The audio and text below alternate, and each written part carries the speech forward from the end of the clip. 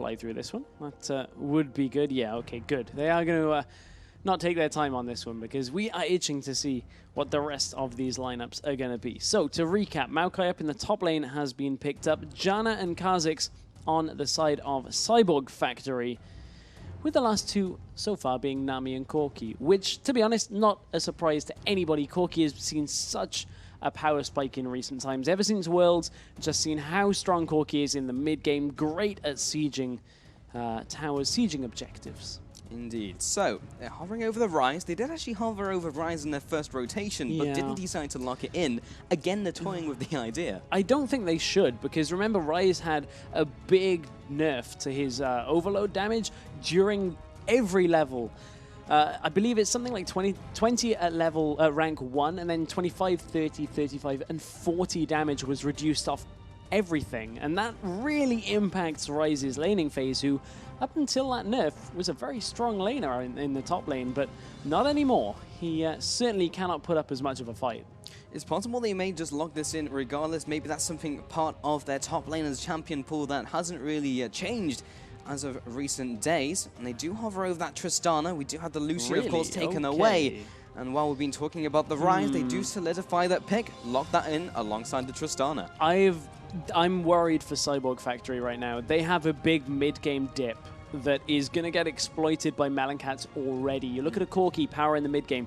Maokai is great for absorbing damage in the mid-game fights as well as the late game. Tristana has that natural dip, and her laning phase probably is not as strong as they need to go against a Corki and Nami.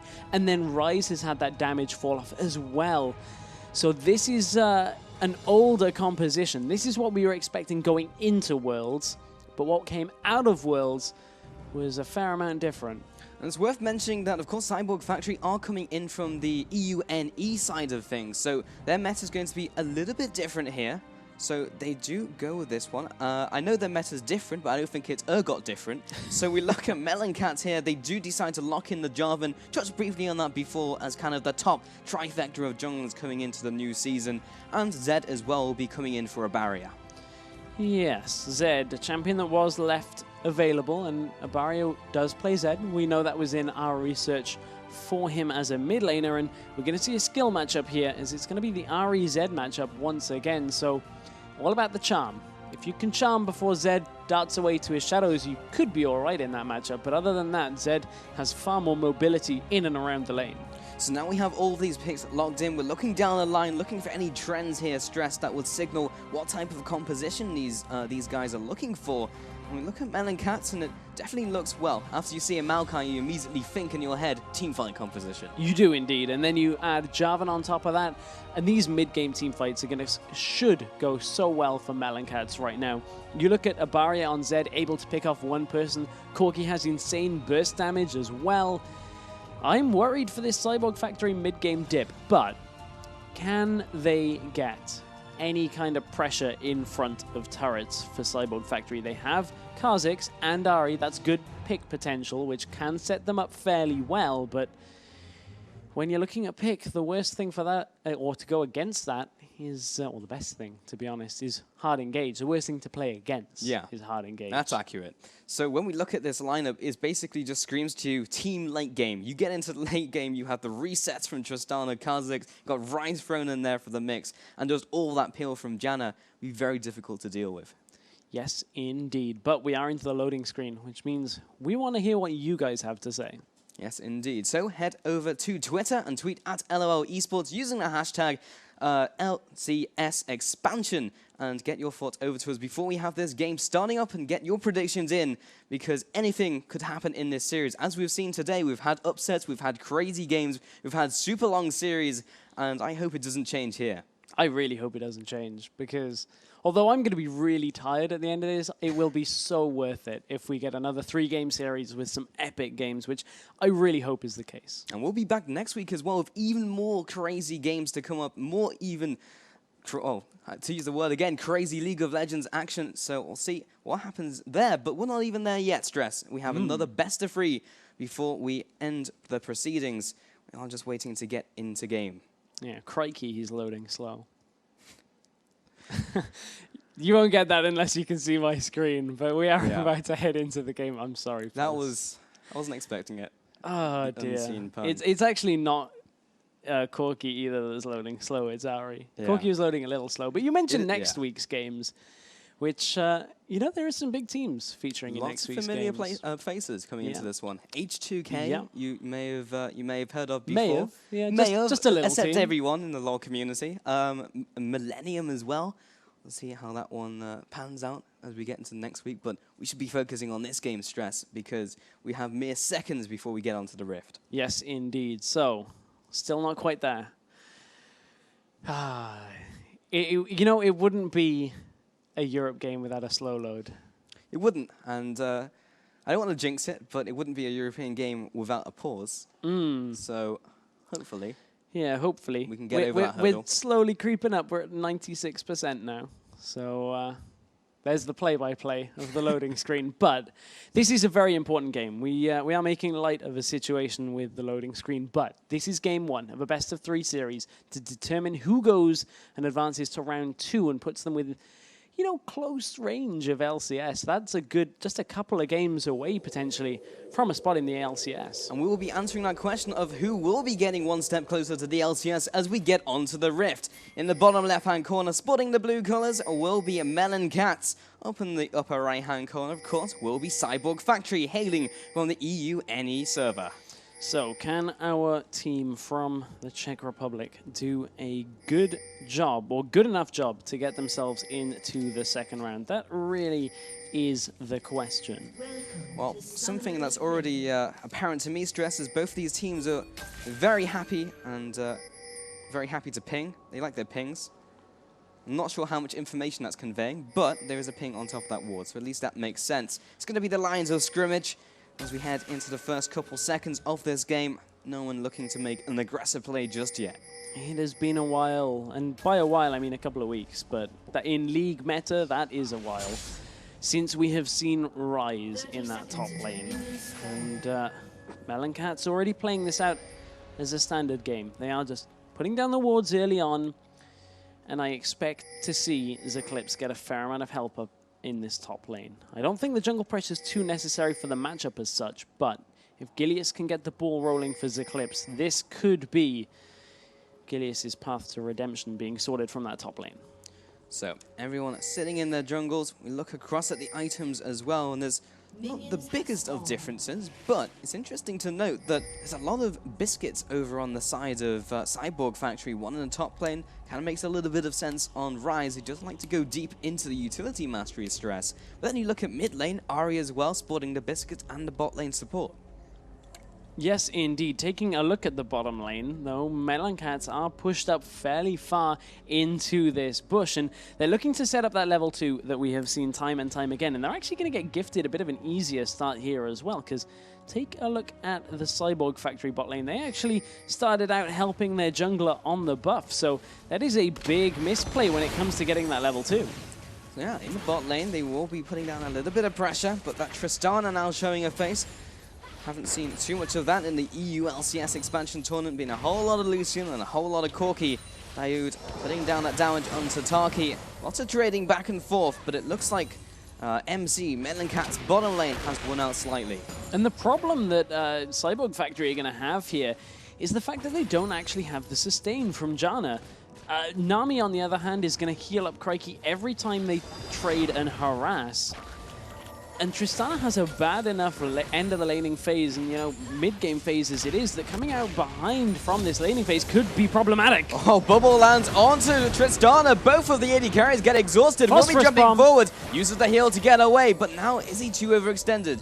He is in a good place. Lots of summoners burn, most of them from the side of Cyborg Factory. Double summoners from Tristana and the exhaust from both supports. That is a big win in the bottom. Oh, bubble again! Another Acroprison follow up the Phosphorus Bomb. First blood, last auto attack by Daoud secures it. And this is a reason why we haven't seen a lot of Tristana recently. She is just not a safe laner right now, especially against the likes of Corki when paired with a support that has harass and sustain.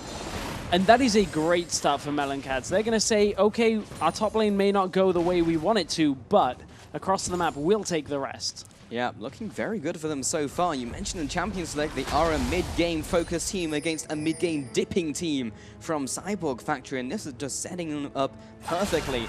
Now, Liam goes into the jungle, tries to get something away here. As he looks to counter jungle away from Gilius. His counterpart, speaking of Gilius, headed into the mid lane. There's the flag, there's the drag, heads onto Shearge in the mid lane. Flash comes out, lands the passive as well. Last tower shot plus the ignite isn't enough to pick him up in return. The answer is going to be a no. Will be escaping by the Skimmer's teeth. However, Kha'Zix is coming in, but Eclipse roams in from the top lane. Gets the jump over the wall, a smooth 1-0. And for a top lane, or not a top lane main, Eclipse covering very well for Gilius there. Was not expecting to see him roam down. That was a very nice play out of Gilius to make sure they got that kill, and a great start for Meloncats. So, looking very happy with this one so far. Gilius head back to base, well on his way to the Spirits of the Elder Lizard. Bot lane, already you can see the Sightstone picked up by Daoud. Perfect timing on those two item pickups.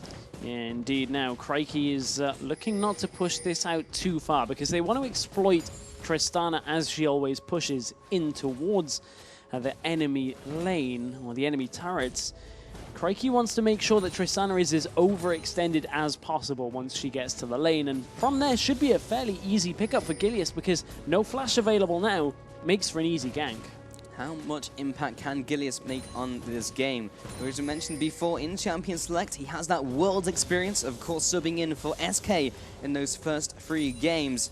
And can he use that experience? Can he get this to work out for his team? As Kha'Zix comes into the top lane, will be placing down the Taste of Their Fear, of course, the passive of Unseen Threat, but it wasn't enough threat to do and dish out the damage to Eclipse, who will just carry on farming.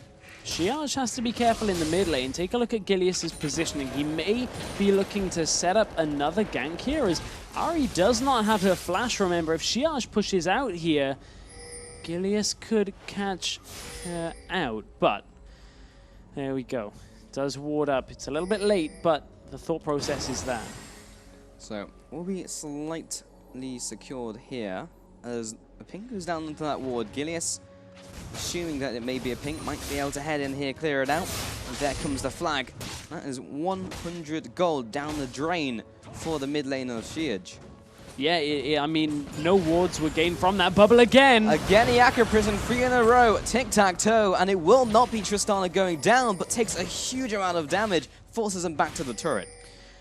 This bottom lane, I do not understand why you would pick yourselves into a corner like this, especially when you've picked such a weak top laner right now. And yes, the top lane is not going drastically wrong for Rise, but it certainly is not a comfortable matchup anymore. And my goodness, Cyborg Factory have a lot of confidence getting to the late game if they really think they can compete here against Meloncats using a Tristana. Left and right, all over the board, everyone is getting punted around by Cyborg Factory, and this is kind of how you would expect on paper these lanes to go, Stress. And it's just working out as intended. Everyone is ahead on farm. Large CS disparity in the bottom lane, but in the mid lane we do have Idiom coming in from the backside. Our barrier, does he have the ability to get away with it? He will head in with this one with the death mark. That will be a dead Kha'Zix as it ticks down. And Shield trying to get something back onto Gilius, but not even close with the damage. Really nice by Gilius again, and I feel like I'm going to be saying that quite a lot this series. Gilius is a well-experienced player that is starting to set up his mid laner very well, and this is why we see Zed banned out, because he's got a kill and an assist to his name, and this is going to be a very difficult lane if Cyborg Factory want to turn it on its head. Yeah, he has a lot of experience. Not only was he in Worlds, but also with Unicorns of Love as well, as they made their way into the LCS. This time, looking to make his own way into the LCS with his own team. And so far, it's looking like this is a well-trodden path that he's following. Yes, indeed. And, you know, Gilius has found himself a substitute on a couple of big rosters. You already mentioned SK at Worlds and Unicorns of Love in their promotion game. Funnily enough, against... oh, no, that was against Millennium, who is a potential contender. So maybe Gilius could get some revenge on that. But this, as you said, his own team, the problem is they've had that setback, and can Gilius do enough? So far, looks like he is. 2 kills he has been helping out with in this game. Trying to snowball that throughout the early game here. Has gone back to base, and talking about snowballing, has opted towards the mobility boot of all items. He's going to be able to get into lane far more often now, or at least far faster, as Jarvan with mobility boots is fairly difficult to contend with. But that's something that we know from Gilius, is he goes Sightstone, he goes one longsword, and then typically picks up his mobility boots on his junglers. Right. And that from there makes him a lot more versatile. A little bit less damage, but that doesn't really matter when you're getting so many of your lanes fed. So 9 minutes into the game, 3 kills go over to Meloncats. A significant CS advantage in the form of 2,000 gold. You take a look at the warding coverage as well, and it's fairly even over the board. Mid lane, Deathmark comes in, and Shear is ticking down with the Ignite as well. Stands still, he knows his fate, and will be dropping one-on-one in the mid lane. 1v1 kills are not what you want from your mid laner unless you're the ones getting them. As Zed is now 2-0-1. This lane is going really badly now for Ari. We spoke about it being a skill matchup. Gilius assisted with that.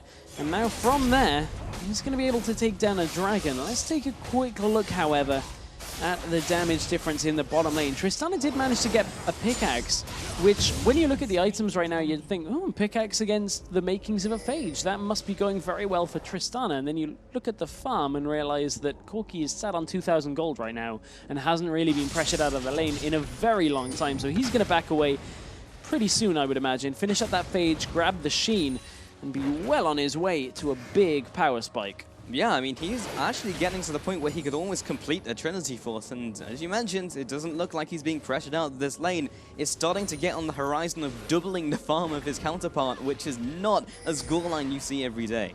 Really is not, and especially when you'd expect these to be somewhat close. Daoud does get pinned to the wall by this Monsoon, but Kha'Zix is a little bit too far away. There comes the tidal wave, we'll be knocking them back. Ebb and Flow, is it enough to keep him alive? Yes it is, plus the health potion. So lots of ultimates burned, and the Jungler time yields no results. Nothing really for it, and I mean, you look at this kind of setup, Crikey is going to be able to clear this wave fairly quickly, but top lane, let's take a look. Gilius comes in with the flag and drag, doesn't decide to use his ultimate, had the flash as well if he wants to use it, but didn't connect the big CC movement. That will signal for Gilius to head out. It will indeed, but gets the pretty... Ooh, I thought that charm may have connected there. Ping's going down wildly onto the jungle on the lower side, but Gilius is headed back up top again. He stood on a ward though, so I don't expect Rise to fall from this. He's now heading all the way around to the back of the turret. He's just looking for the dive regardless. He's sticking around. Here's the flang and drag. And Eclipse will just pop his ultimate. Tanks the tower as well, just in case Gilius wants to make a speedy exit. But Idiom now heads into the top lane. See if he can clear out the minion wave. But now he's just going to be dived as well. Gilius still has the ultimate. The flang and drag will be duking out the way of it, but can't juke the second one as well. Gilius will be flashing away from the turret. Eclipse, does he have enough damage? He will just need a couple more seconds. Here comes the sapling. Doesn't land that one, but does have the Twisted Advance along with the Arcane Smash, and now is just a chasing game. He's Gilius isolated. Has to be careful though. Idiom will get locked up, and Eclipse takes him one-on-one with the assist going to Gilius. A 2-0 in total. A little bit messy up in that top lane, but again, maybe that's because Eclipse, not a top lane main, didn't really preempt Kha'Zix just going into the bush, but they clean it up nonetheless, and I have to feel going into that fight, we were saying Rise really shouldn't have stuck around bottom lane. Taki is getting punished here. He will have to flash away, and the barrier comes in from the mid lane. Easy he does kill. have his ultimate, he does have his flash, but doesn't decide to go in on it. It would have been an easy kill should he looked for it, but I feel like when you're this far ahead, another kill on a support is great, but if you can pressure out with a minion wave on the turret and force them to stick around, maybe you can get more than one kill here. Maybe Meloncats would be looking for something if it weren't for Shiage turning up. Yeah, just the fact that he was off the map temporarily may have just been enough for them to say, okay, let's dial it back a bit. We are 6-0 over our counterparts, plus that extra tower. We have a 5,000 gold advantage, and we netted that original dragon. So far they have nothing too much to fear. But what Kha'Zix has to fear is a barrier heading up the river. Gilius coming in from behind. He will pull the old switcheroo as he jukes out of the way of the flag and drag and will get back to safety. And if they've got nothing to fear, that might explain why Idiom is currently 0-2. He's not really finding his grounding in this game, and he has to get the ball rolling fairly soon. They're even on CS, but look at the effect that Gilius has had on this game. This is the mark of a well-experienced player, and look at the switch up here. Meloncats have put their duo lane in the mid because Zed was already winning that lane, and Tristana is so far behind that Abaria can probably just all insane if he really wants to. Well, it's in a little bit of a precarious position. Oh, we'll play top it lane. safe. Top lane, everyone is converging. Here comes Gilius. Will sidestep the flag and drag. Here comes the Tana wave. Do they decide to go for this dive? Eclipse is leading a charge. He will take point, but the aggro will switch to Nami, meaning that they can make a very easy escape. Gilius takes a couple tower shots on the way out, but is quite happy with that result. This is just good map control by Meloncats. They know exactly where the summoners are down and how much they can really pressure out. And Abaria, ooh, just from a couple of abilities, is shredding through the health of Tristana, who has picked up that Avarice Blade. We had seen, as Tristana was being played, a lot of Static Shift being picked up as a first item, but it's going to be late here. It's going to be very late compared to Trinity Force Corki, which is already completed. So he's already matched, or at least made his damage spike for this mid-game period. Yeah, and he picked that up at around 13 minutes as a Trinity Force is quite good as you get into games like in this. the bottom lane. Abaria, Can they get away from this situation? There comes the Living Shadow. Nice charm. Scrap that. He uses his ultimate, jukes away as well. Skill shots all go awry, and Abaria makes a nice escape. I missed about as many words in that sentence as Ari did the charm, because I was going to say nice dodge of the charm, but Shia's not quite finding it. Eclipse does eat a charm on that one. Well, he teleported in from the top lane. That's a big cooldown to come out, especially as they weren't able to get in range, so they didn't make use of that. But honestly, one summoner spell going down for the amount of ground and acceleration they picked up in this game stress, I don't think they're going to be too concerned. No, I really don't think they're going to be too worried about that. Let's take a quick look at the items, however. 201Z currently sat on 2,000 gold, means although he's only got a Bilgewater now, as soon as he heads back, he can either complete some of those items, maybe even look for, you know, a more aggressive set of items from this as well. I was thinking perhaps he might opt for a Hex Drinker, but that would play a little more defensively, and I don't really think he needs it right now. Sometime in this game might be very effective against the Rise, but here's the fight. Gilius has just locked in Sejian in the top lane with his ultimate. Crikey walks up to the fight, throws out a couple auto attacks, and those Sheen augmented auto attacks will rip him apart in no time. Gilius just get hit up by the combo from Shiaj, but it's not a lot of damage, and they will start off this second dragon. And Idiom is around the side, trying to pull off a miracle steal. Throws out the Void Spikes, but decides better of it. He may even still get caught out by him, Barrier, who decides to juke back in. Oh, again, jukes the charm using his own death mark. Heads in, flash out of the way of the tidal wave, which would have secured his death, and makes a speedy retreat back to his team. Meloncats pick up the dragon though, and that's even more gold in the pocket of a champion like Zed. 2,500. Let's take a look at what he does end up backing with, but Meloncats are in such a good position now. They are going to get another turret. This is looking to be somewhat of a whitewash of a game. It's just textbook all over the board by Meloncats. They are doing everything right. They pick up a kill, they pick up an objective, and the cycle repeats. It's just rinse and repeat as we head through this game, edging on the 10,000 gold mark. Only around 8,000 gold at the moment, but 17 minutes in, proportionally, that is huge. That is a massive difference, and it leads to a big disparity in items. Take a quick look. Ari, currently on the makings of a Zhonya's. Does she have enough to convert that? No, still about 250 gold away. But her lane opponent completed Blade of the Ruined King and a Brutalizer with Mercury Treads. Makes Zed a very powerful champion to deal with here. So, everyone will be looking to head back here. Talking about difficult champions to deal with, Gilius sitting in the jungle, the one-man death bush. Look to head up here. We'll be clearing up this pink ward as he spots it with his own. And just the fact that he can be so aggressive and so comfortable in the opposing jungle kind of just tells the tale of this game. Yeah, and another tale of this game really has been the expectations of top lane. And I'll be honest, Eclipse has done a great job so far. We knew Maokai was one of the champions that he was playing and practicing, and he has done a good enough job here. He is 1-0-2, and I think that is commendable. But to some extent, the Rise pick was a little bit questionable out of Cyborg Factory. That being said, late game is the name of the game for Cyborg Factory. It's just a question of whether they can get there, because currently it doesn't look like that's going to happen, Stress, as they are edging on 10,000 gold behind their counterparts. 3 towers down. Can they hold the line? Can they draw that line in the sand, make sure they can go no further? And Gilius is heading around the side, seeing if he can find himself a pick. One thing that's going to make it difficult to get through this mid-game period is the Aegis of the Legion already being completed on Nami. That's really strong against a double AP composition in this mid-game phase. And it's going to buy Meloncats a lot of time before they actually have to start worrying about any kind of magic resistance. So, Cyborg Factory somehow have to find the damage here. And I'm not sure it's going to be coming. There is nothing behind that rallying call. Shiaj heads to the top lane. He's your laner. Go deal with him. And easier said than done right now. Absolutely. A barrier in the top lane. We're clearing up this minion wave, and with Gilius trying to head around the side, we'll be spawning out Taki, so we'll be able to be that aggressive that quickly. And all in all, Meloncats have kind of dispersed away from this one. A barrier. Let's take a full combo from Shiaj. And he decides to turn tail. And now red buff has spawned. It looks like the point of contention for these two junglers. It does. Gilius. And both junglers actually have the smite available, so who gets it?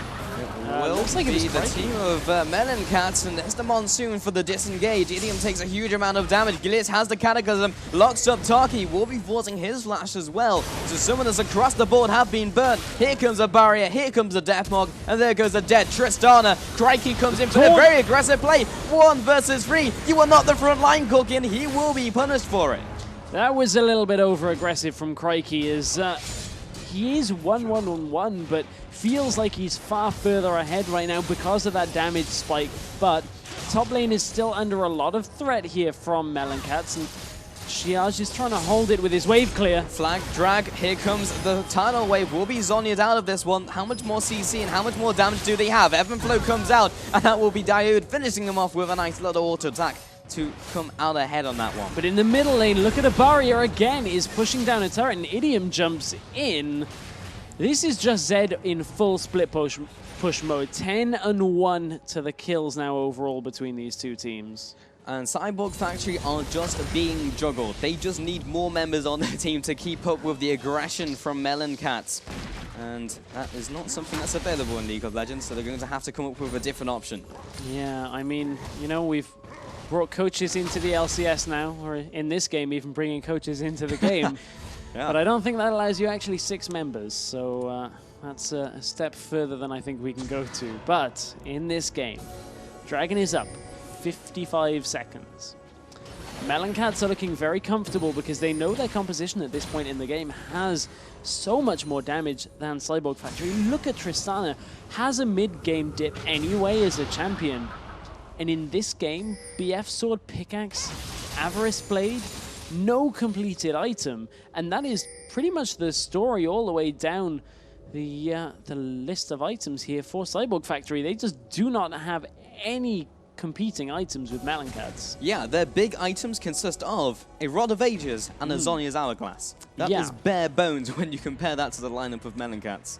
Yes, indeed. Zed now even has that Ghost Blade as well and a red potion. So if ever he was going to be strong, now is his time. As we've seen him banned out in quite a few of the games today, and just across the recent competitive times in general. And I would say that every time we have seen him, you kind of see why he's banned away.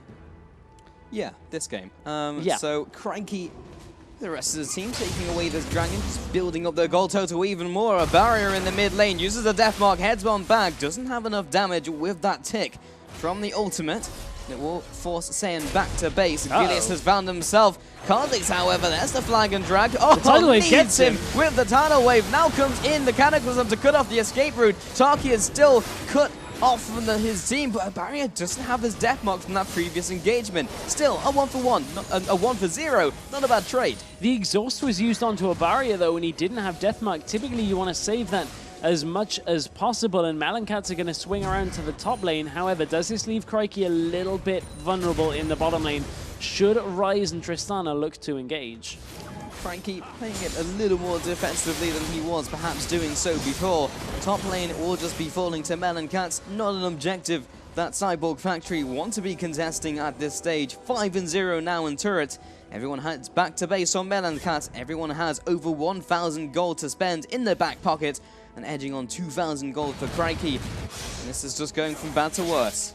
It truly is, and the CS disparity between a lot of these lanes is far more than you would really want at the 23-minute mark. This is not the performance out of Cyborg Factory that they were hoping for, but Meloncats are turning up here, and it hasn't seemed to have phased them too much with their top laner being changed. Almost seamless heading into this game. Yes, it was a little iffy when we headed into the top lane, but it at least just reacted to those ganks. So Barrier uses his Ghost Blade in the bottom lane. We'll head on to Kha'Zix regardless. The rest of the cavalry has arrived. That will mean he'll be making a hasty retreat back to his minion line. His team was there, but not as fast as Cyborg Factory's reaction. You can see the thought process there in Barrier's mind. He was like, oh, I'll disengage this now that I've seen Kha'Zix is here, but hang on, I just half-helped him with 2 abilities. Maybe I can actually go in. Not the case. No, I'm leaving again. There's 4 people there. You're not able to go in like that. But what it has allowed Meloncats to do is secure vision, and I will draw your eyes to the map control here. Here is Meloncats' vision. As you can see, they have just started the Baron, and then we take a quick look at Cyborg Factory. They don't have vision past the Wolf camp on their own side, so they have no idea this is happening. Yep, Cyborg Factory are blinder than Lee Sin, and they will not know that this Baron is going on. And they will not be able to even contest it, nor will they be able to get a timer on it. And Meloncats, oh, Zed now has a Baron buff.